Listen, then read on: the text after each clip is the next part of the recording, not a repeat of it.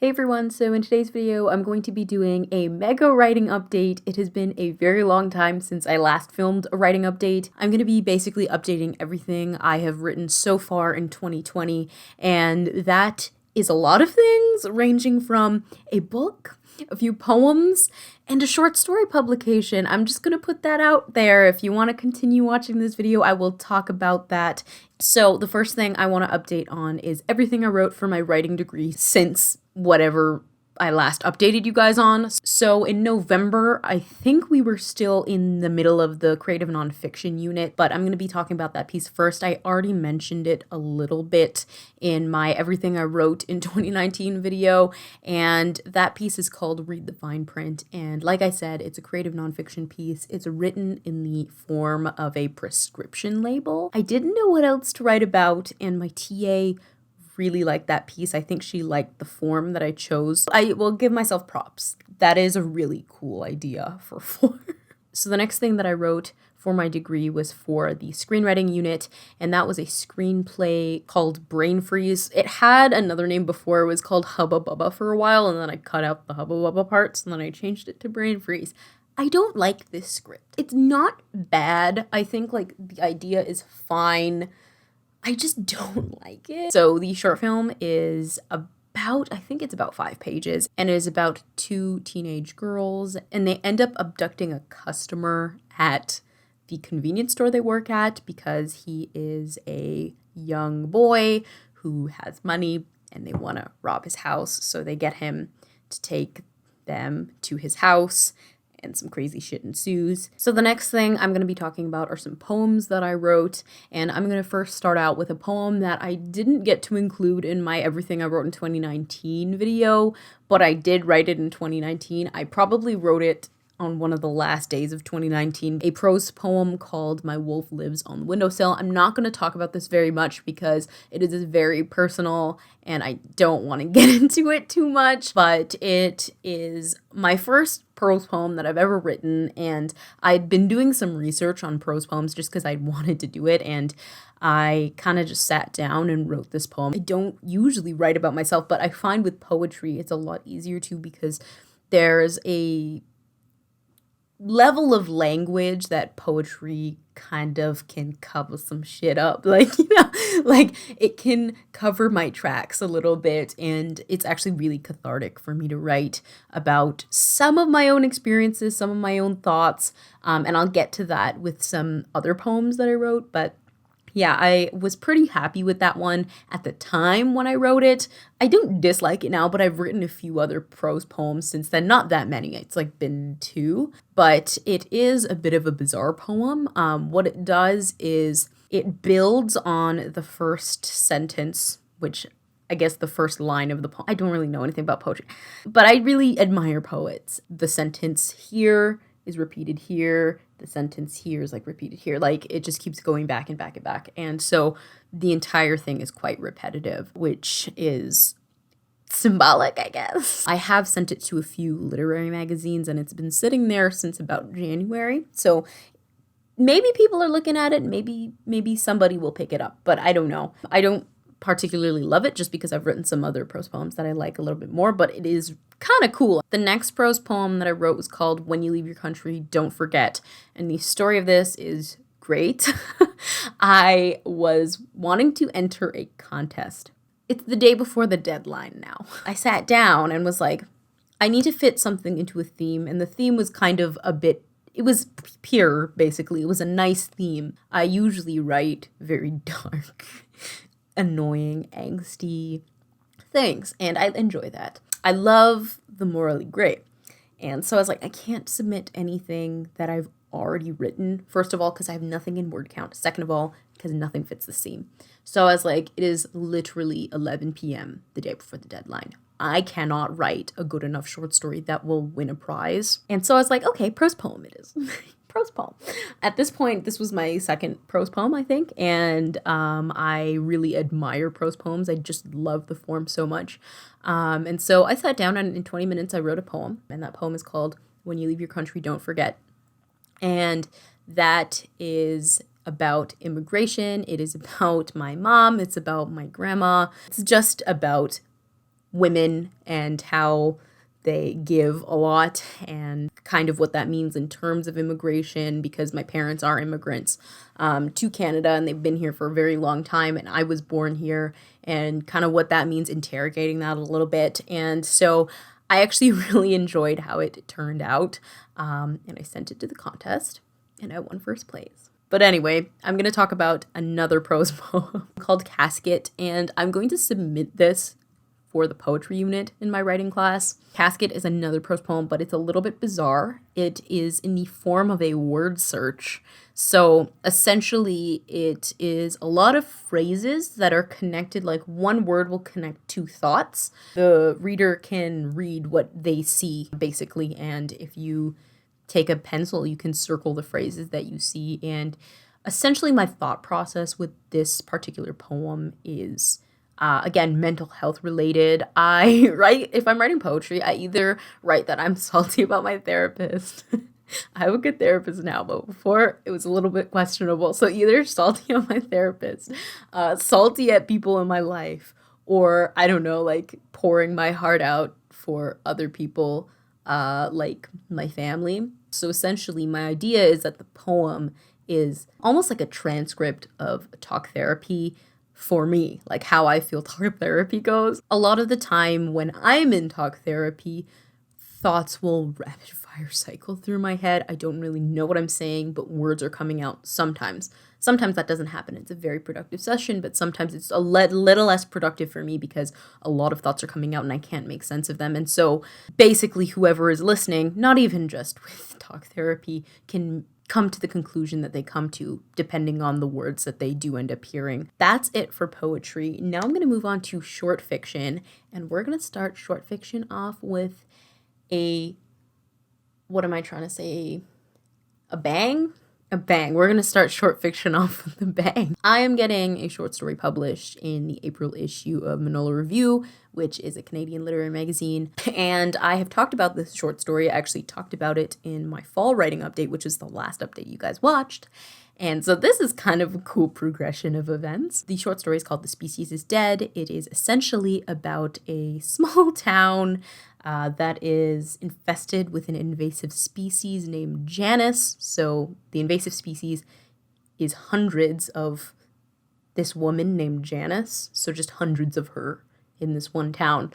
And one day, the Januses end up being found dead in multiple different ways. And it's bizarre. So excited to say has found a home. And I will definitely let all of you guys know the moment it is published. Now we're going to be moving on to another short story that I wrote this month, which was really unexpected, and that is called Primary Organs. And Primary Organs is another pretty short story. Initially, I thought it was going to be a flash fiction piece. Now it's too long to be flash, but it's about 2,200 words, which is a very submittable length, I will say that. But this story I really like. I haven't written short fiction in quite some time, but this story is about a girl. She's 9 years old in the story, and she is watching from her neighbor's porch. She's watching her mother's body from across the street with her neighbor. This was my attempt at writing canlit.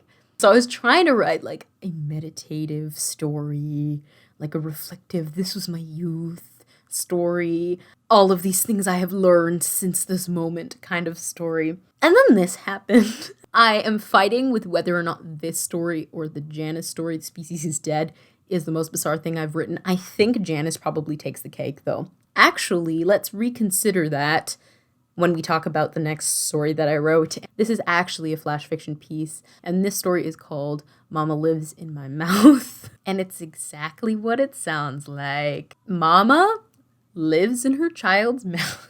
This is really weird. What happened is I was writing this story first, and then Primary Organs is kind of a sub-story to this story. Primary Organs has nothing to do with a mother living inside their child's mouth, but it has something to do with a mother and a child's relationship. So this particular story, Mama doesn't want to let go of her child and also can't pay rent because of gentrification. So she swims inside of her child's mouth when her kid kind of is being a little bit dangerous and reckless in the water, and just so that she can A, save money on rent, and B, protect her child forever. So those are Mama's two main goals. In the story, we kind of have that scene in the beginning where the narrator, who I'm assuming again is a very young child, is outlining why their mama lives in their mouth. And then another part is about this dentist, and perhaps Mama has an affair with the dentist. I didn't think I could top Janice, and I think I might have topped Janice with this story. So the next story I'm going to be talking about is Phantom Limbs in D minor, and I don't know if I've talked about this very recently. I definitely haven't, because this story has been a thing. I have been writing this story for a year, but I did make some progress while writing it. I finished a scene that literally I've been writing for probably half a year. It's about this girl named Linda. It's told in third person present tense, and Linda is not doing too well mentally. There's people screaming. It's Friday night. I live in a dorm, so if you can hear people screaming, they're just people partying across my building. My window is shut and they're so loud. I'm so sorry. Linda isn't adjusting super well. She's newly 20 and she has, I think, a lot of mental health problems, and she just is not adjusting very well. Her mother has just died, and so her sister, who's a bit older than her, invites her to live in their childhood home that she inherited after their mother passed away, under the pretenses that she basically fix up the entire home, and that's kind of almost like their transaction for rent. I have a feeling I am working so slowly through this short story because it's a novel. So now I'm going to be talking about novels. So I'm going to first talk about the smaller thing that occurred. I had a bit of a resurgence with my novel Houses with Teeth, which is really exciting. So Houses with Teeth is the 7th book in the Fostered series. As you can see, it doesn't really sound like any of the other titles. Fostered, Hunted, Rewired. What are the other ones? I don't know. It doesn't follow the same title scheme because it's a completely different book. It's not in the same genre or anything, but it's with the same characters. So it's a part of that massive series that just never ends. Houses with Teeth has been a book I have been working on for about a year as well. It's been mulling in my brain for a while, and I kind of put it on the back burner because I was having a bit of an existential crisis with my writing, and I didn't think I was going to ever have another existential crisis with my writing because previous to this, I'd had one maybe 2 years prior, but I had a major existential crisis while I was trying to write Houses with Teeth. I was in a bit of a different state of journey in terms of my writing journey. So when I finished Rewired, which is book 6 of Fostered, the beginning of that book is still a little bit dystopian. So if you guys didn't know, Fostered started off as a young adult dystopian series, and I loved writing it that way. And by the time we get to book 4, some of the dystopian elements are being shaken off.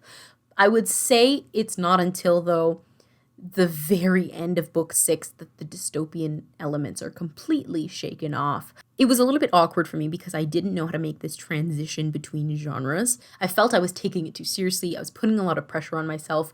I didn't really know what to do to make the book feel like a Fostered book, make it feel like home, because Fostered was always home to me, but also make it something that I want to write. And I'm not going to lie, I don't have the answer for that. I don't think there is an answer for that. I think I'm going to struggle with that for the entire book. However, I did have a bit of a eureka moment very recently. My sister Sarah, who is wonderful, I will link her blog and her YouTube in the description. She doesn't do writing videos, but she has some awesome art videos over there, and she does have a writing blog, so I will link all of her stuff. My sister Sarah had a kind of big eureka as well with her novel, and me and her were planning it, and I was so excited about her novel Animal Hour, and her eureka moment made me feel a little something. I was like, I know mine is somewhere here too, and it only took a few days before me and her were talking, and she was like, because I was trying to figure out sort of like an event to center the book around, to kind of push all the characters together, because at the end of Rewired and in Moth Work, which I will talk about after this, all of the characters separate essentially.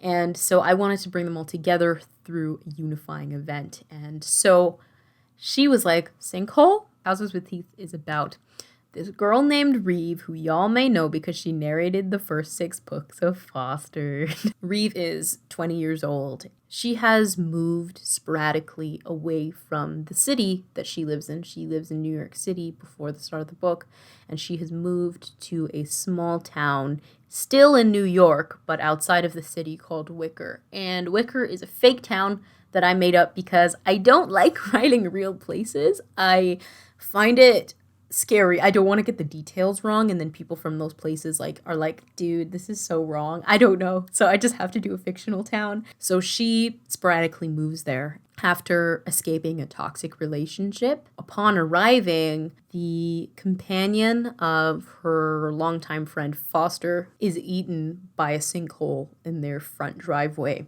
the day she gets there. And that kind of starts the book. I have written the prologue, and this is the first prologue I have ever written, and also the first prologue for Fostered that I've ever written, which is really exciting.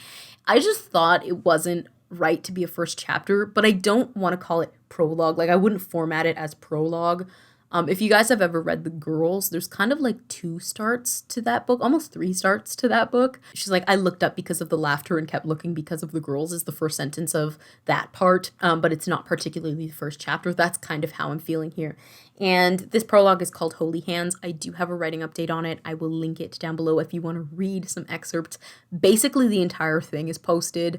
I just probably left out a few sentences, but almost the entire thing is on my blog. If you want to read it, it's quite short. But I really enjoyed writing it. I have had an extreme fear that I'm going to forget how to write in Reeve's head. And I'm not going to lie, I feel that way right now. But when I was sitting down to write Houses with Teeth, everything flooded back to me. I wrote this prologue, and it made me feel so much better because the language was so specific in a way that I didn't know I could reach. I thought I'd forgotten how to write in that way. I thought I had regressed, when in reality, it was just in Reeve's voice that I needed her to unlock kind of what I had written. And I'm not going to say every single time I write this book it's going to be amazing, but I was really surprised because I felt I was writing badly in Moth Work, which I really wasn't. I just felt that way.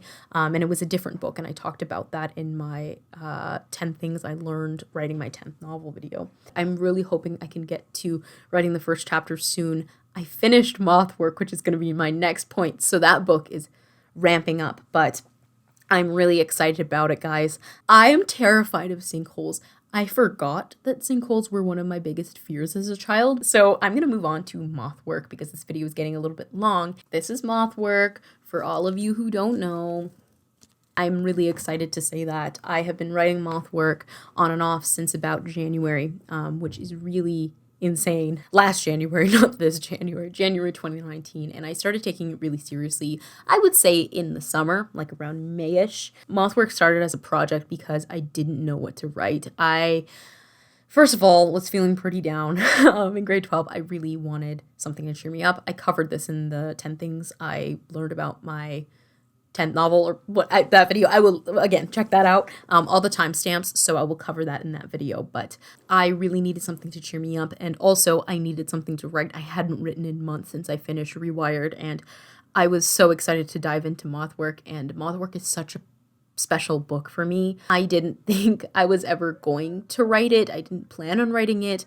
Moth Work was not supposed to be my 10th novel, and yet it ended up being my 10th novel, and I'm so excited that I wrote it. And, it's not perfect, but I love it because of that, because I enjoyed it. I really did. Even the parts that gave me a headache looking back on it, I enjoyed writing this book so much. I needed to write it. So if you ever wanted to read any of it, all that will be posted are on the Moth Work tab on my blog, and I really was not expecting to finish it the day I did, so I cried. I cried a lot, and then I cried again the next day when I told Sarah. I couldn't tell Sarah immediately because it broke my heart to tell Sarah, I actually finished my book. It made it too real, and then I cried, and then she played a lot of Adele. I'm gonna do a video, perhaps, soundtracking Moth Work, because I love music.